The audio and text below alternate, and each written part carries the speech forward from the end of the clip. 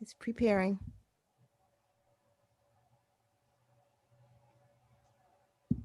Preparing. There we go. We're live. We're good. Oh, okay. I thought everybody. I'm like, what happened? No, we It's the live. internet. No, What we is going? live. What is going on today? Okay, let's go. Let's get Let's it. We're do it. live. We are live. And we have a special Let's. guest. Yes, yes. I hope everybody out there is doing well. I hope you guys had a good week so far. As you can see, we have a special guest in the building with us today. But first, we have to do what we always have to do. But in the meantime, we do have a special guest. We have special guest, Mr. Stephen Houlahan. Now, did I pronounce your name correctly? You got it. You got it perfect, Aaron. Oh, and Oh no.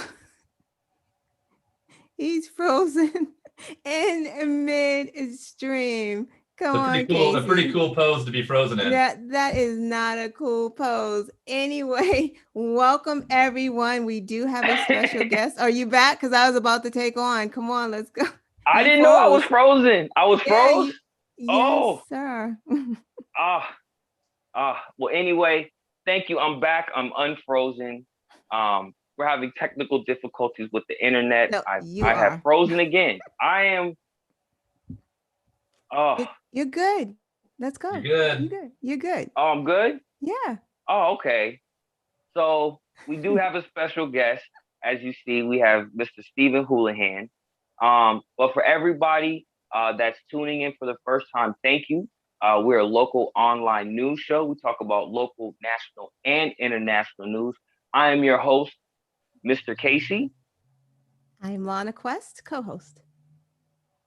Oh, I thought you were the host too. We're both hosts. I Anyway, don't know what I anyway, am. Let's go. anyway. So to get right into the show, Mr. Stephen, please give us a little bit about who you are and how'd you get into politics. Well, first I want to thank you, Mr. Casey, and I want to thank you, Lana Quest, for the opportunity to be here. So, and I appreciate your hard work in trying to set all this up and do all of the technical stuff.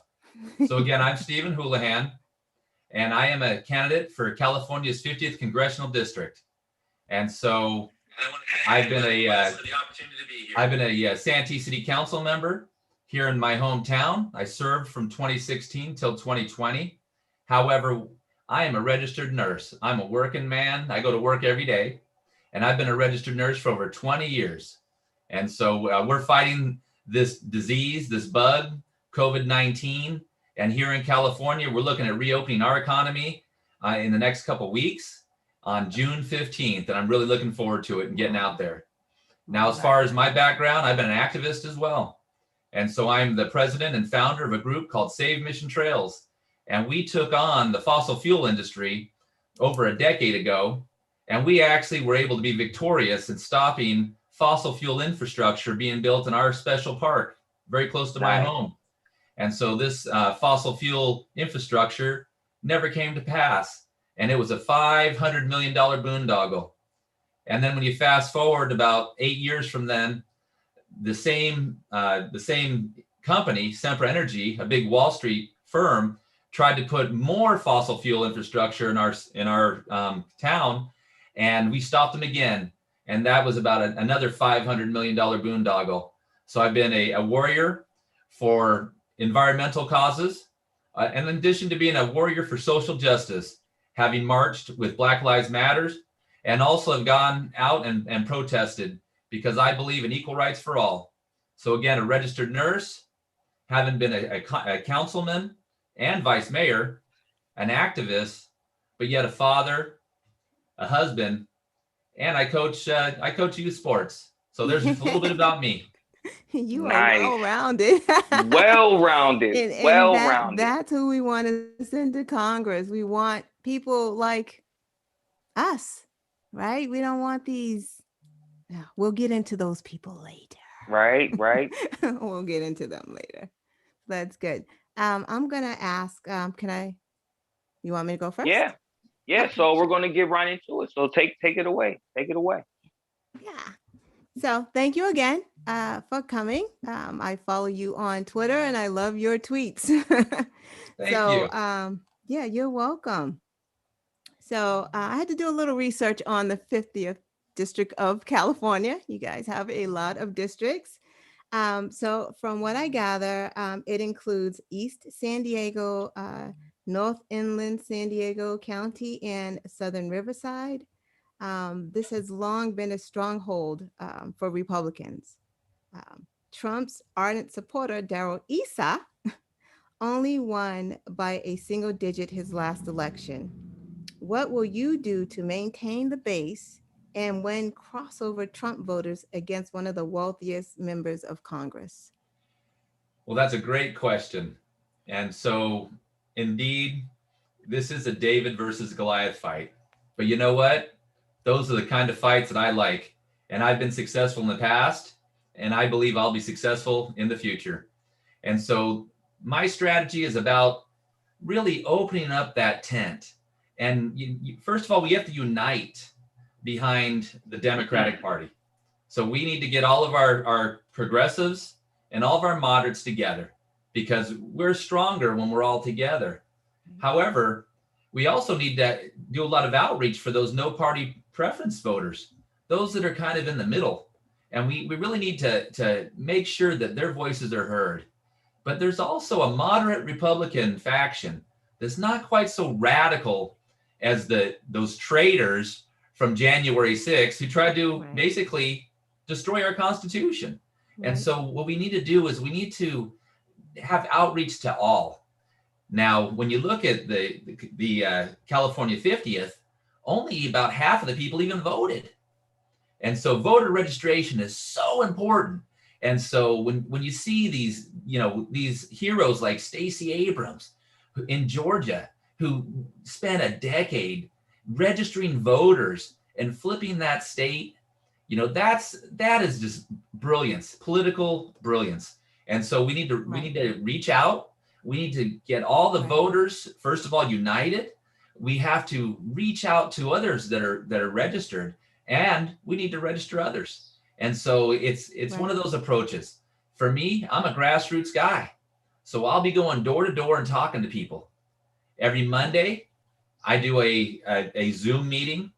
It's Everything California 50th with Stephen. And we do that every Monday here at 6 o'clock Pacific Standard Time. And before that, we were doing coffee with Stephen every Saturday.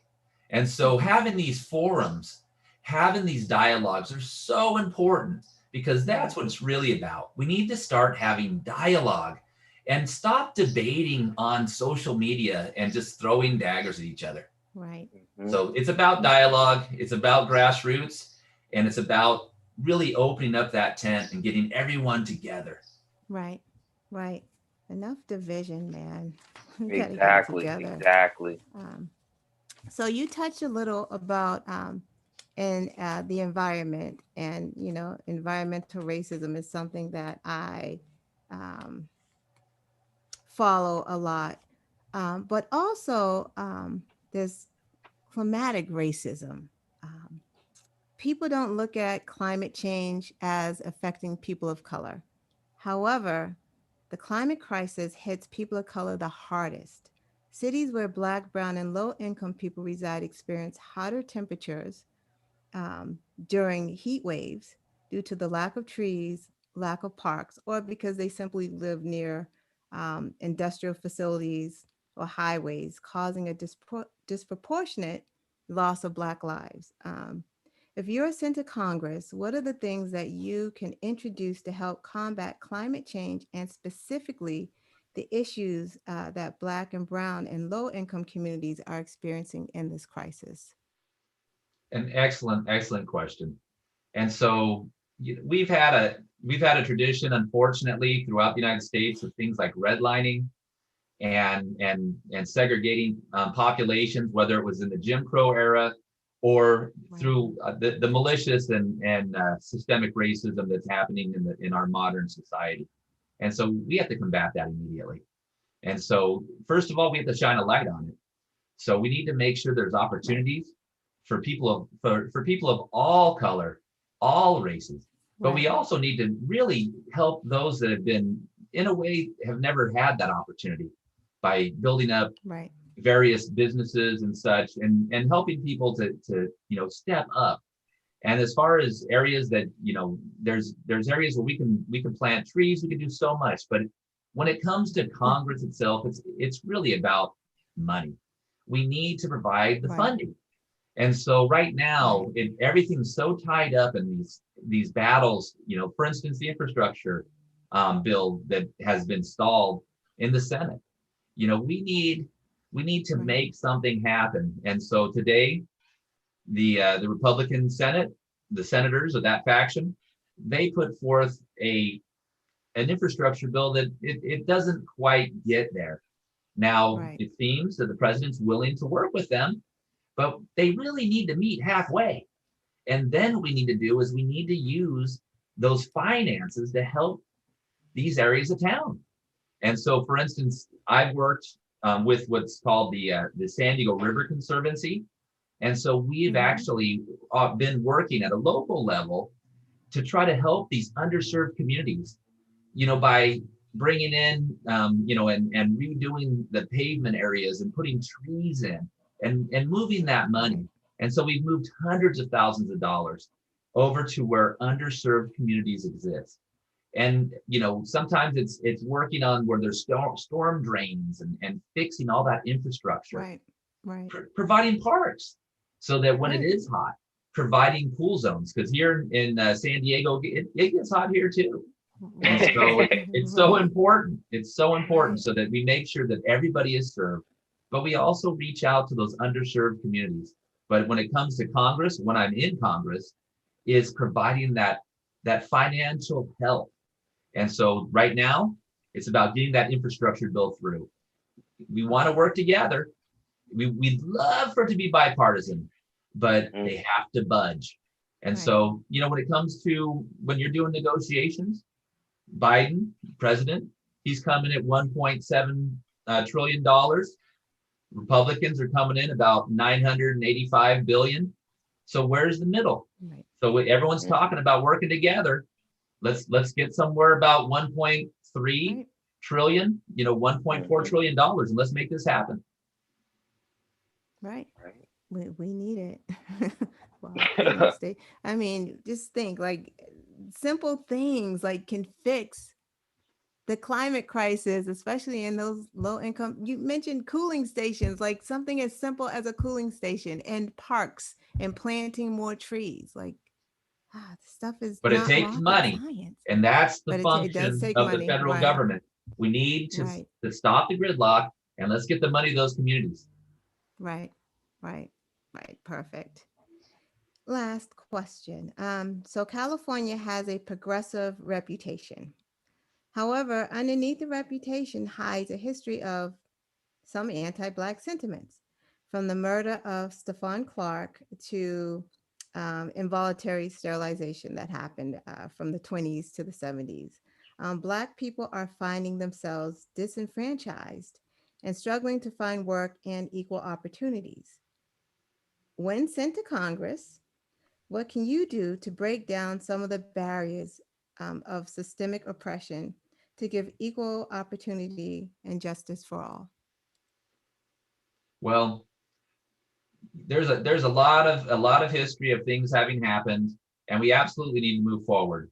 And so the very first thing that needs to happen is the John Lewis Voting Rights Act.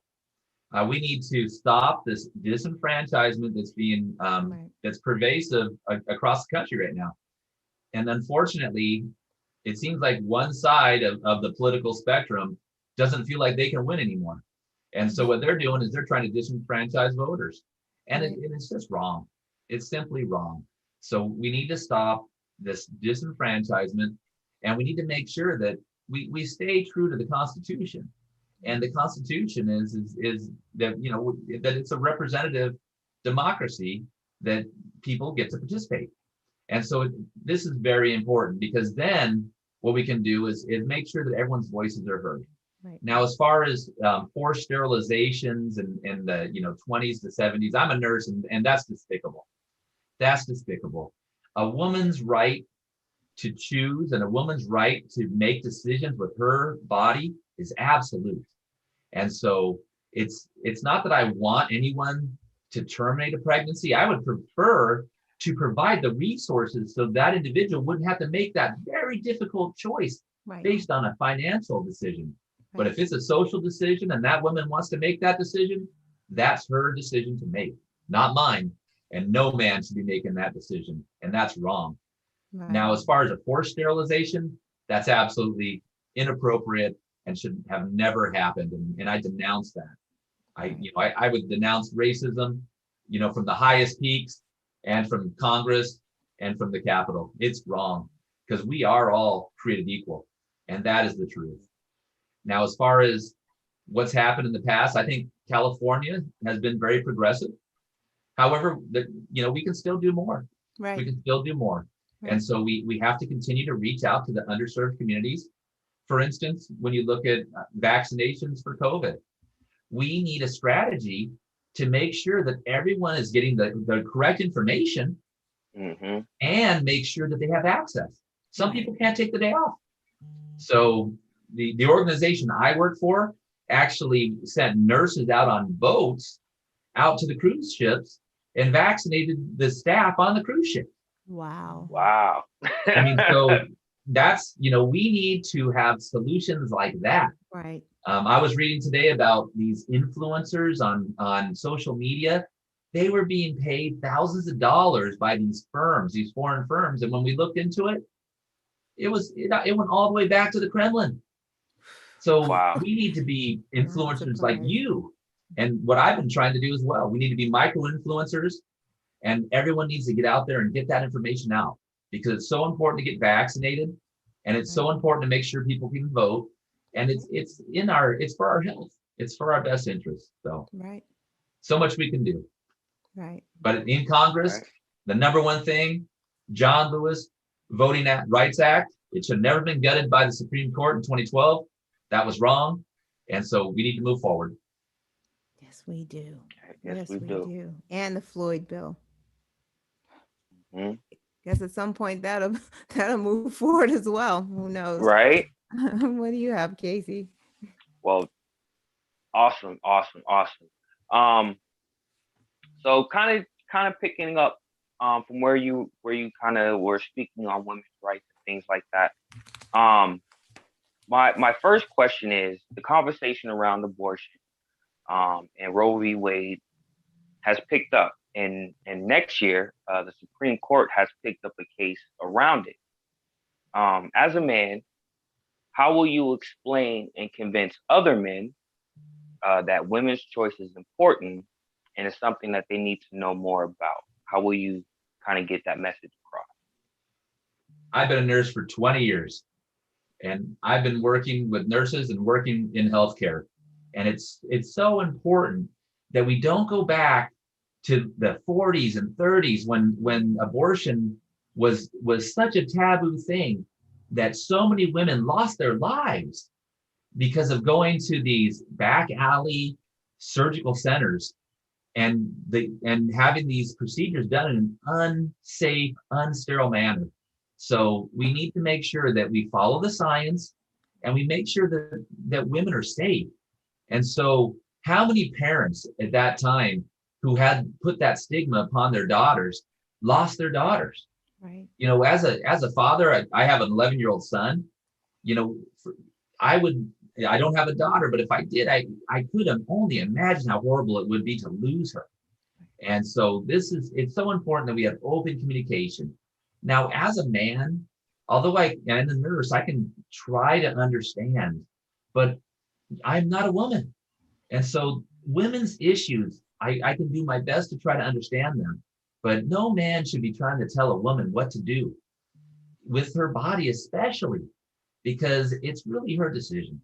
Right. And so it's so important that, and also just having the courage to bring it up and to call it out when men are being bigoted in that manner, because bigotry is unacceptable. And women deserve equal rights, by the way, and they deserve equal pay. Women make 80 cents on the dollar Right. to what a man makes to this day. And in the United States, women have never been truly given true equal rights. And that's wrong. And that's wrong. And so women deserve equal rights, they deserve equal pay, and they deserve to control their own bodies. Right. And it's not just men that are trying to control women's body, it's the government. Like, so there, because there's Mhm. women in the government who believe that they should control women's bodies. So it's not even just men. That's crazy. Sorry. It's amazing No. that this is happening, but people have very strong feelings, whether it's based on religion or some other issue. Right. But instead of focusing on trying to force people to do things, maybe what they should do is provide the services and the financial assistance so that it would be easier to have a child. It costs Mhm. $1 million over the first 18 years to raise a child. Oh no. And I know I'm doing it. Oh I'm no. doing it. Right? It is that so how much? expensive. No, It's it's so true. expensive. Yeah, And so, yeah. like, for So instance, the expensive. plan to in California, we're going to extend kindergarten so that there's going to be, so pre-K is available for all children. That I remember when my son finally could go to kindergarten, I didn't have to pay that huge preschool bill because it is significant. And most is. families have two wage earners, especially here in California, but across the country. And so, expanding that pre-K is so huge. Right. And even imagine we have to save up for our children to go to college. College debt is astronomical and just Oh, crazy expensive. And so, the things that a parent has to think about, and that's when you've made the decision to have the child and Right. you have that family dynamic of support. So instead of trying to come in and be authoritative, why don't they work on providing the services? And so that way that it's easier for someone to make the decision that, yes, I want to love this child. I want to have the child. And also, with these environmental catastrophes and COVID-19, fewer babies have been born this year than since the 70s. So, it's so important that we provide assistance to all, especially to women and especially to children. I agree. So my next question, right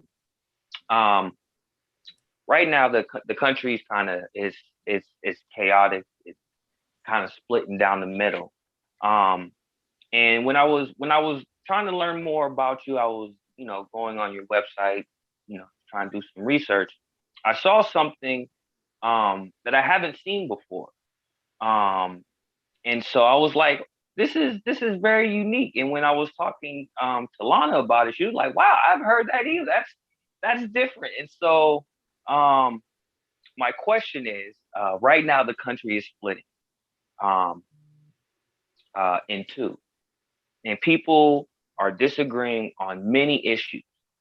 And because of that, a lot of the issues that people are arguing about, we can't come to, like you said, we can't have there's no common ground. Where's the middle?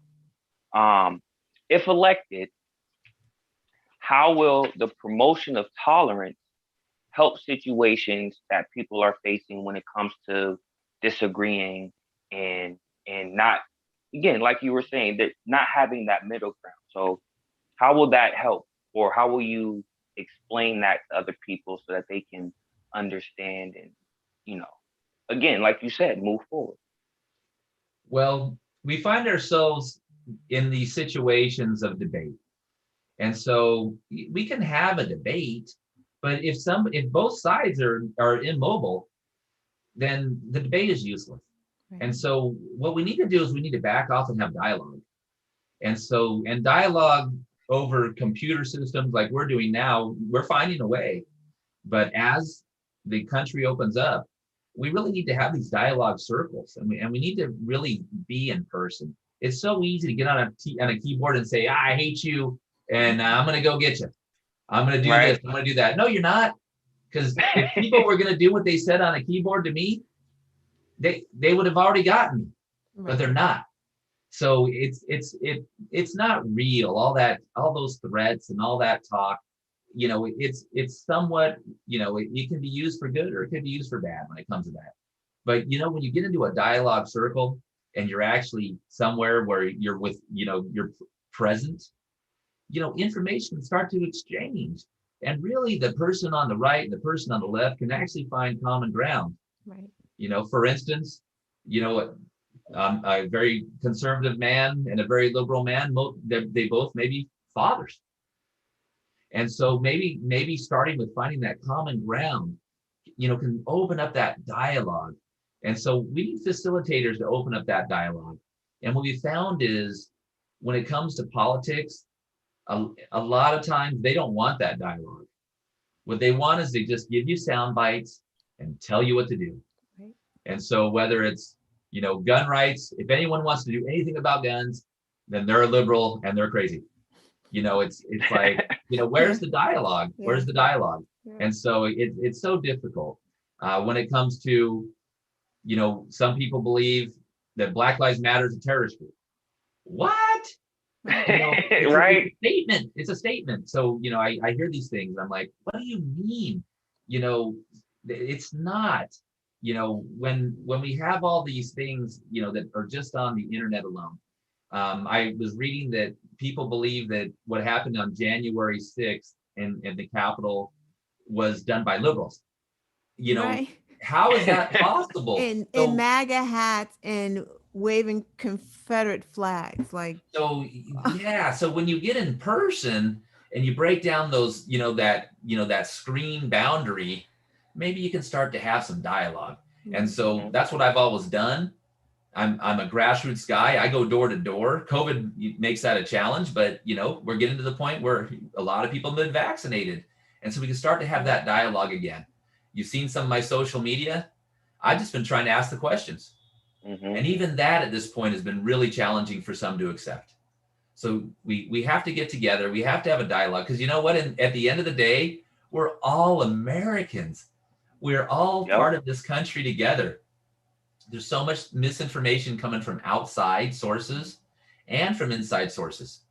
It's become insanity. And so it's time for dialogue. And I'm willing to step up and go and have that dialogue. Town hall meetings, so important. Getting out there in front of your constituents, even the angry ones. Even the angry ones, even the people that say they hate you, those are the people I really want to meet in person. Right. Because then we can try to find that common ground. And so I think it's so important. And also people of diverse backgrounds. Let's all get together. Let's all get together and let's talk. Because the people that have the most radical viewpoints, those are the people we need to get in the dialogue circle so that they can see us as human beings as well, that we're not boogeymen. Because I know a lot of people think I'm the boogeyman right now. But I'm a nurse and a coach, Right. And the other thing is bringing up the youth. We gotta go and we have to model the right things with the young people. So as having been a coach for baseball and Little League and also for soccer and AYSO, it's so important. And you touch the lives of so many children and model good behavior because you really got to walk the walk and talk the talk. I agree. But the people viewing, everybody that's tuning in, you're hearing it straight from Mr. Stephen himself. This is the type of person. I always say this. This is a message that we always talk on the show. You got to have people in office that understand what you go through. And this is another prime example. He understands what we go through. He understands the struggle. So when it comes to creating laws or passing laws, he knows what's going to help us and he knows what's going to hurt. This is the message that we always preach, knowing who's running in office, Right. who's doing what. We want someone that represents the people. Hey, people in California, he sounds like someone that knows what you go through. He knows the issues. He's a father, he's a nurse, he's a coach. He has some of the same experiences that I have, that Lana has, that the people in the citizens in California have. He may not be able to connect with everybody, but listen to what he's saying. Listen to how he's answering these questions. We need people like this in office, because this is the person that's going to help us, that's going to help our, our families and our kids. Just like he's been saying, it's about the youth, making sure that we're giving them the resources and things necessary to be able to succeed in life. So that's awesome. You're hearing it straight from him. I have one more question before we kind of switch the gears. So if for everybody that's not aware, there was a horrific shooting in San Jose, California. First, I also want to say my condolences to the families that lost a loved one. Again, that's horrific. It's me personally, I'm sick and tired of seeing stuff like this on. It's every day, if it's just tired. So my question, with all that being said, what will you do to help promote gun safety and better gun laws in your state and district? Another a huge and important issue, And again, what happened in San Jose, it's an unspeakable act. And there are nine families now mourning because there was yet another fatality today. And so this is a horrible situation. It's horrific and it's unacceptable. So the first and most important thing is we need to stop letting groups like the NRA basically purchase the votes through lobbying of our congressmen, because the vast majority of Americans want reasonable gun laws. This isn't a fringe thing. This is actually the desire of the majority of Americans. And so the first thing we need to do is have that dialogue. And so we need to find the common ground. Now, I don't want to send police officers into someone's house to go and try to take their guns, by no means. And we have the Second Amendment, but the Second Amendment, I believe, ends at your front door. You don't need to be walking around like the wild, wild west. We don't need to do that. Now, I lived in Alaska for a short time as a traveling RN, and I actually, I lived up in the Arctic. And so when you're in the Arctic, and I lived in a native village in the Arctic, there is some reason that you might need to carry a rifle when you came outside, because they have polar bears and grizzly bears, and you can die. That's real. And so I would say, but we don't have those issues in a safe and civilized society. And so, for instance, the gun laws that have been passed in Texas most recently, allowing people to have a concealed carry with no training, with no license, that's going to lead to heartache and hardship. And so what happens is it destroys families. To lose your loved one is horrible. And as a registered nurse, I have seen countless gun fatalities. So take it from me. Take it from someone who's seen the damage. You don't want it. I don't want to take away your rights. I just want to let you know how horrific it is when your family member is shot and killed. Even law enforcement, they want reasonable gun laws. And the first is closing loopholes in things like gun shows where people are walking out without having the background check. It's important. And it's important that we have these background checks so that somebody who's suffering from terrible mental illness does not get a handgun. And we find that with COVID, depression and anxiety is at a crescendo right now. Everyone is probably feeling a little, and we're coming into a summer that it's likely going to be one of the most violent summers in modern American history. And so we don't need to go back in time. We already did this gunman, vigilante thing in the wild, wild west. It already happened. It didn't work. There was a time when you did this, and whoever was the guy with the best gun and the fastest draw, that was the guy in charge. It wasn't good, and it wasn't conducive to a good, peaceful society. Why does the United States have mass shootings that are not occurring anywhere else in the world, at least in places that aren't having a war. Right. You know, it's almost like we're having a war during peace. And so, again, I'm not saying that I want to take away people's Second Amendment rights, but again, you don't necessarily need a fully automatic weapon to go hunting. You don't need it. You know, I didn't need a fully automatic weapon in Alaska against the polar bear. You know, it's ridiculous. It's ridiculous. If you're going to protect yourself in your home, you can do that with a shotgun or with a pistol. And if you're going to go hunting, you can do that with a long gun, with a rifle. But there comes a limit where it becomes almost an insanity to have a fully automatic weapon in a civilized society. Some may think that they need to protect themselves against the government. This is a falsehood because it's not going to happen. There have been those who tried to do this in the past. They will bring in an armored vehicle, and you don't need to do that anyway. Once you're at that point, you've gone insane. You shouldn't have the gun. And so it's just, it doesn't make any sense. We don't need that. And you know what happens is most people that are involved with a shooting, they shoot themselves.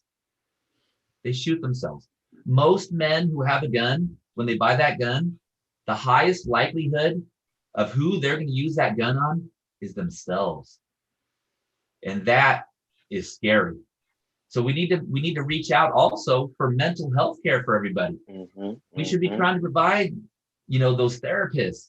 You know, sometimes it could be a friend to talk to you, which is great. We should all reach out to our friends.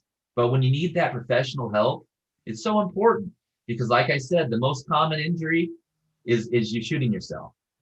And in San Diego, we had a big shooting yesterday.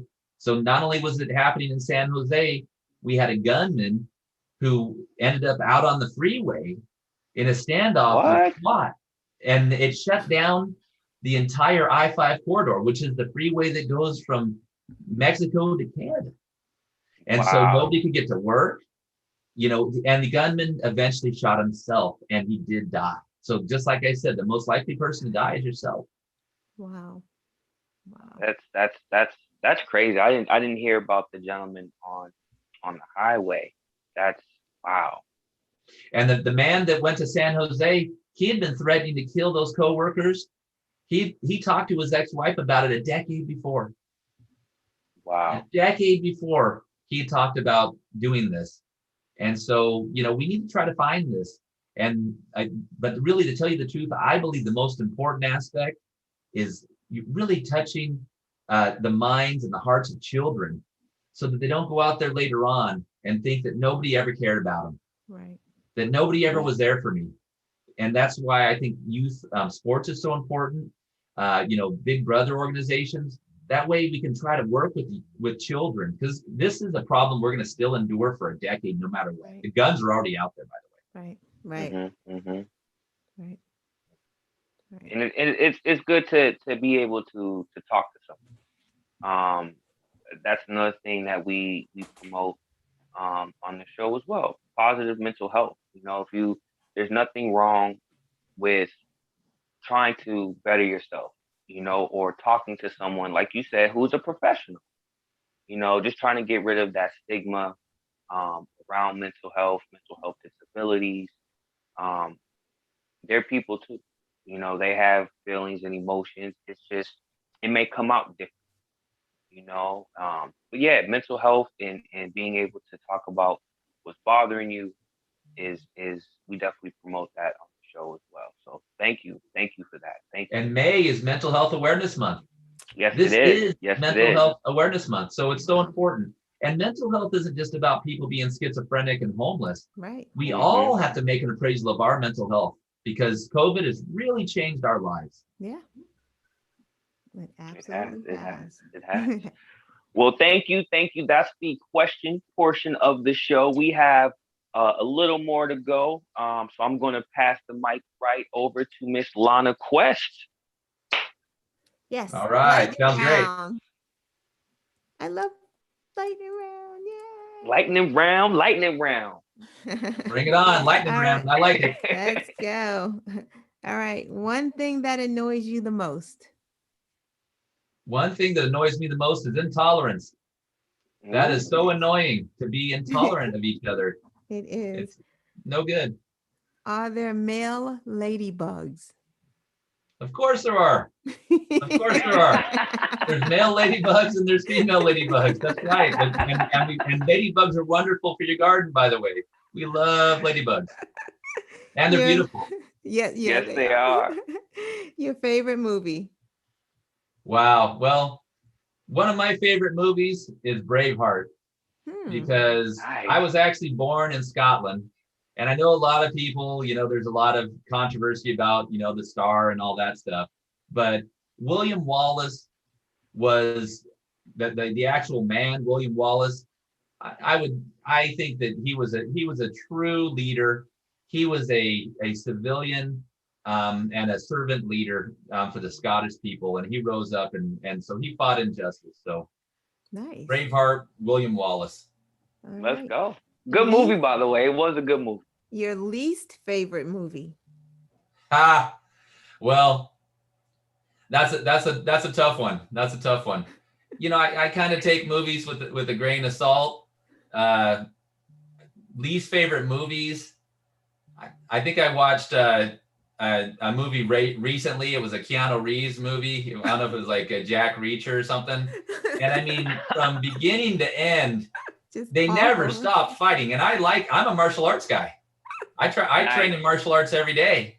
And it's like, come on already. I mean, I fell asleep through it. So I'd say most recently that, and I love martial arts. Halle Berry was great in it. Oh, well. Halle Berry, she's always good. Yeah. But and I like Keanu too, but that movie put me to sleep.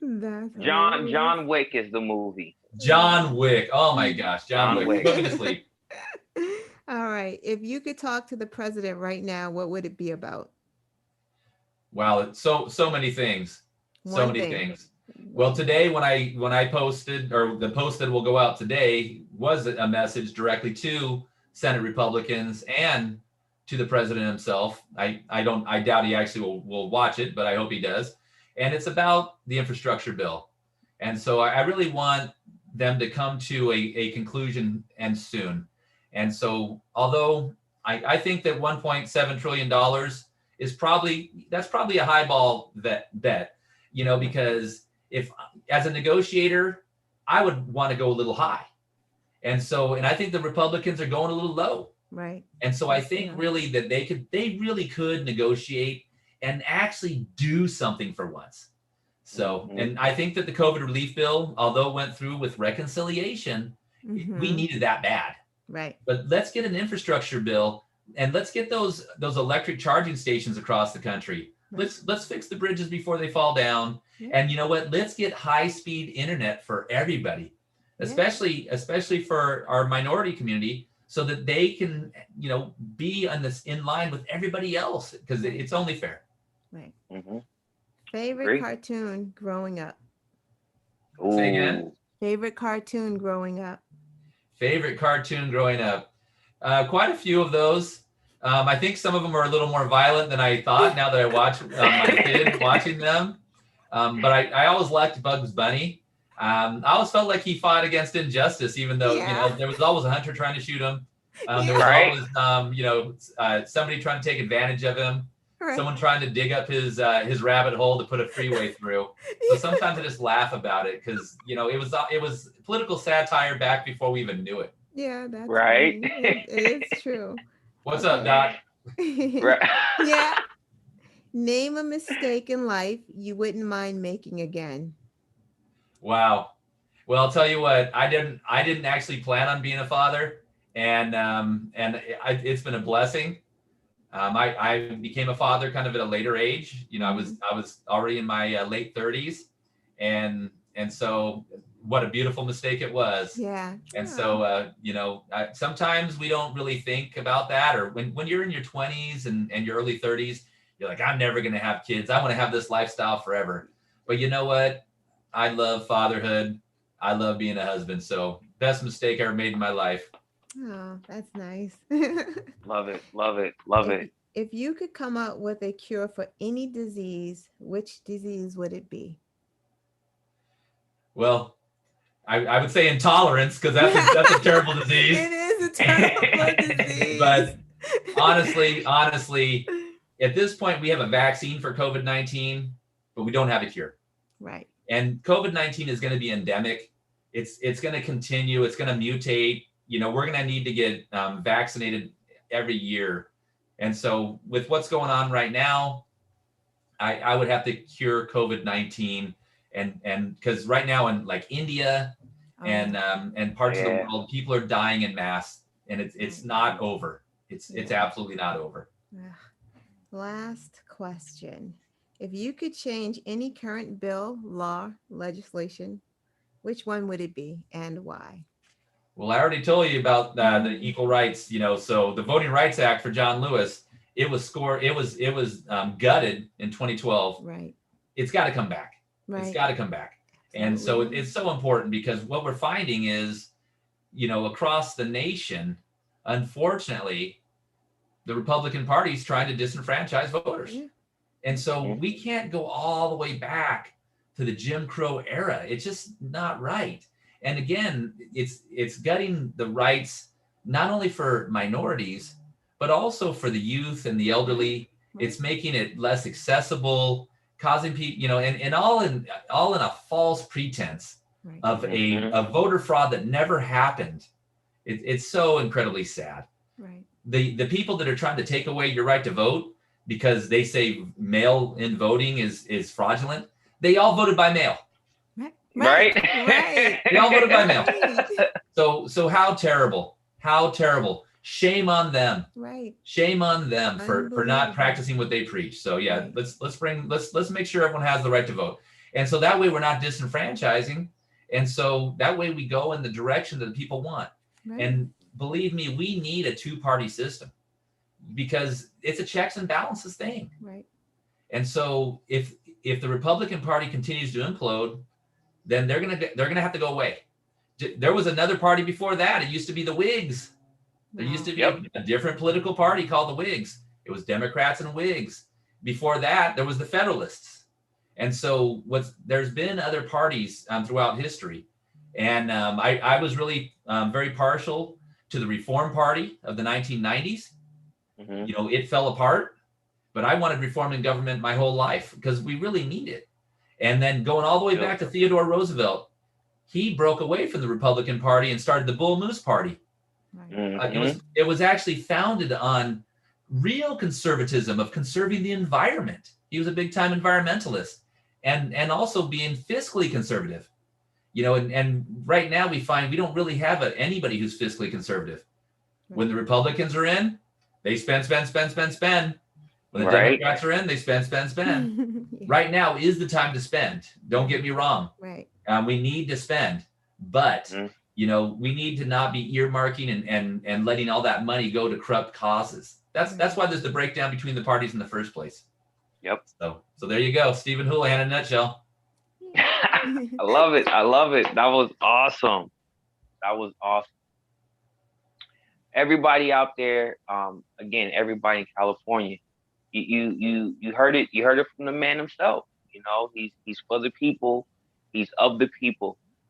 He's a father. He's a nurse. He understands. But I have one more question. I have one more question before we finally wrap this up. With everything that we talked about tonight, all the questions you answered with great detail, with great passion, for all the voters in California, what is one thing that you want them to walk away with tonight? Whether it's something you said or something that you didn't get a chance to say. What's the one thing that you want the voters of California to walk away with tonight? Well, this is it. California voters, I want to go to Congress to represent all of you. It is so important that we put in people of science, people that know how to get things done. For instance, I work with Medicare every day, and Medicare takes up a huge part of our gross domestic product. So we can't move forward financially until we fix problems like that. I have a master's in business administration, an MBA. I have a master's in healthcare systems administration as a master's level nurse. I know California. I've traveled up and down from one end to the other, and I love California. I want to open the tent to everybody. I want to find common ground. I want to listen to you, and I want to represent you. So people of California's 50th Congressional District, I'm here for you. And so vote Stephen Houlahan. Come the primaries of 2022. Find me at StephenHoulahanForCongress.com. And you can find me on any social media platform at Elect Houlahan, Twitter, Facebook, Instagram, and I even have a small following on TikTok. Oh, I'm here for you. I am here for you. And again, I am a nurse, and my grandfather served in the U.S. Navy. My father served in the U.S. Navy as well. And so I'm here and I understand. So vote Stephen Houlahan 2022. Right. And I just want to add to everyone out there, you gave him your information, and that is great. So he gave you his information. What you need to do is wrap your arms around all of these congressional candidates, gubernatorial candidates, senatorial candidates, all of our people. Go onto their sites, their pages, donate what you can. They cannot do it alone. $1, $2, $5, whatever you have, because like we just discussed, they're going to be sent to Congress and vote on the things that matter. We need super majorities in the Senate and in the House. Then we wouldn't have to be struggling to get the Floyd bill passed, to get voting rights passed. We're struggling right now. So yes, support our candidates, support Stephen Houlahan. He is awesome. He is great. California 50. You guys are fortunate. right, right. Fortunate. So thank you very much. You want to say My anything? pleasure. Mr. Casey, Atlanta Quest, you are amazing. And I am so glad to have been here with you tonight. And for all the viewers out there, I hope you guys have a wonderful, wonderful evening. Yeah, the chat is going crazy The chat about has you. been going They crazy all love your night. answers. You know, I did get you look like Stephen Colbert. I like Stephen Colbert.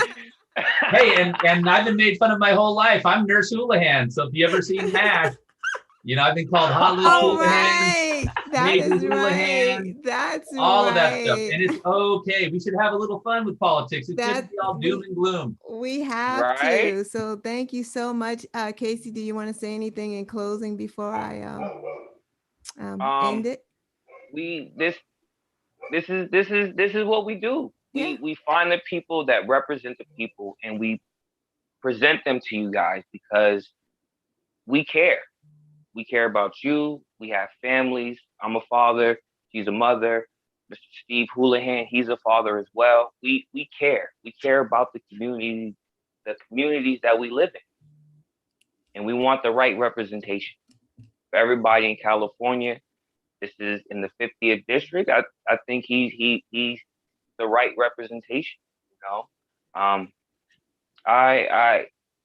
happy. Again, I always get like, dang, I want to be in California now. Okay. You know, All right. We're gonna let Mr.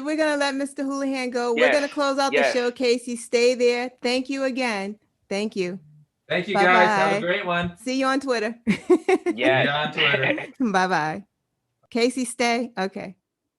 I'm still here. I didn't go nowhere. Good. I didn't go nowhere. We still here. We're about to wrap it up. Yes, let's wrap it up.